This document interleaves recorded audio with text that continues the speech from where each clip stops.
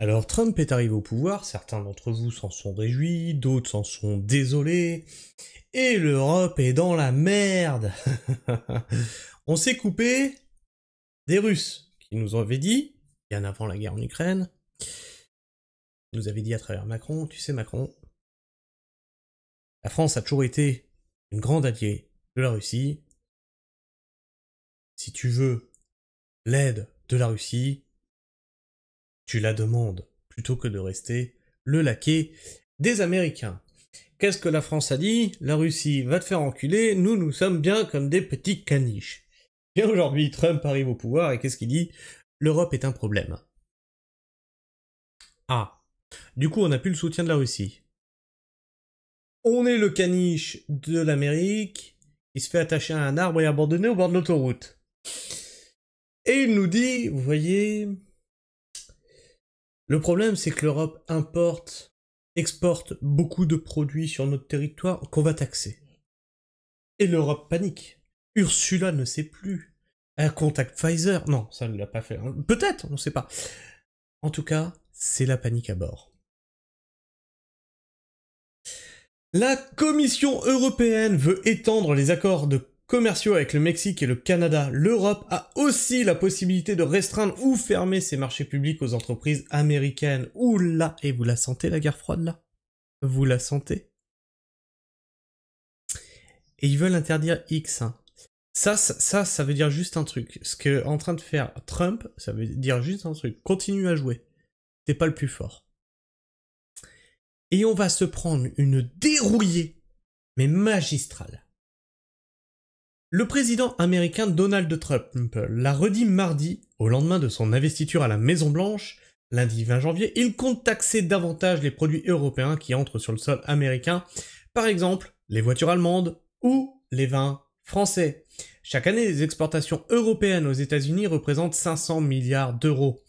Dans le sens inverse, nous importons 350 milliards de marchandises américaines. Il y a donc un déficit commercial au détriment de Washington.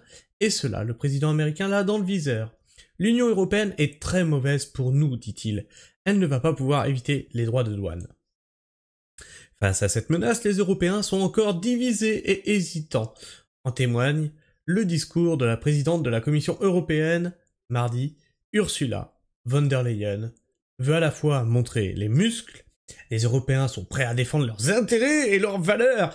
Ursula, peux-tu nous dire les valeurs européennes, s'il te plaît, parce que là, vous les avez toutes massacrées au bout d'un moment. Vous êtes torchés avec, j'en vois plus, moi.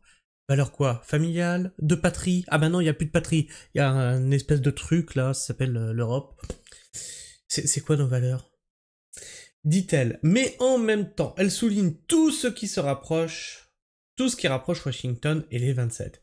Elle redoute en fait une guerre commerciale, qu'ils sont sûrs de perdre, même si elle semble assez probable. L'Union européenne cherche d'ores et déjà à diversifier ses partenaires commerciaux. La Commission européenne vient de lancer des discussions pour un accord de libre-échange avec la Malaisie. Elle veut aussi étendre les accords commerciaux avec le Mexique et le Canada, deux autres pays qui sont dans le viseur de Donald Trump. Des poulets sans tête. Ils n'ont rien préparé.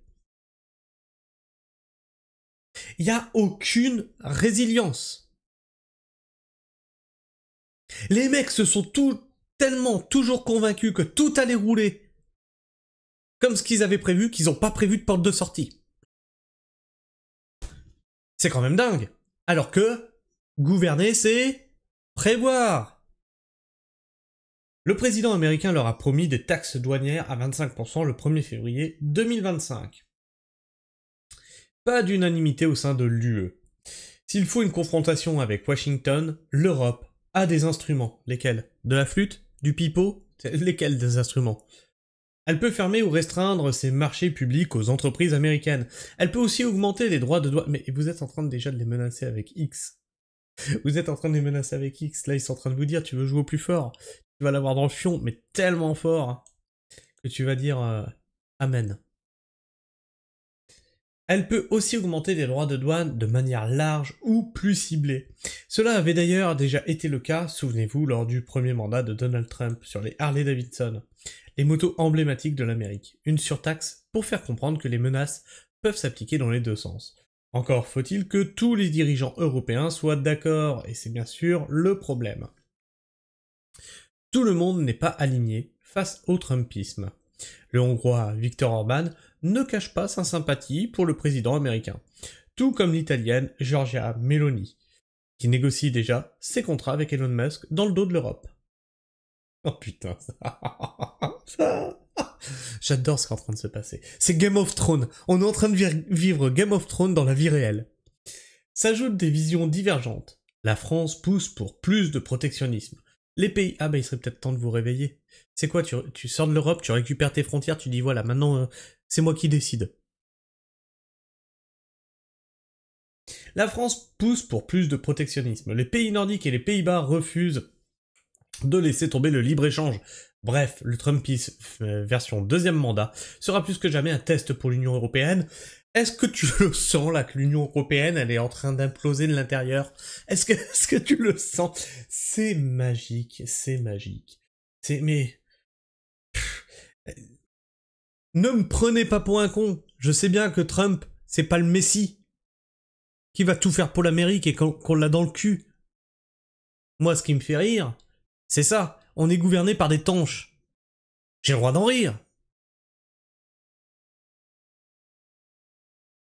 Alors, les commentaires, normalement je dois pouvoir les avoir. Ursule von der Leyen, je pense que cette présidente a plombé l'Europe, critique Trump pour les taxes douanières alors que l'Europe a taxé la Chine sur les voitures électriques pour soi-disant protéger les constructeurs européens, que l'Europe vient de les plonger dans le fond du trou avec ce quota de vente de voitures électriques sous peine d'amende, alors que l'Européen n'a pas les moyens de s'acheter et que l'Europe n'a pas le réseau électrique pour pouvoir fournir le quotidien, c'est le quotidien je pense, et le parc automobile. Bravo l'Europe, il est temps de tout remettre à plat. Trump sait très bien ce qu'il fait, l'Europe actuelle n'est pas de taille à combattre économiquement avec les États-Unis.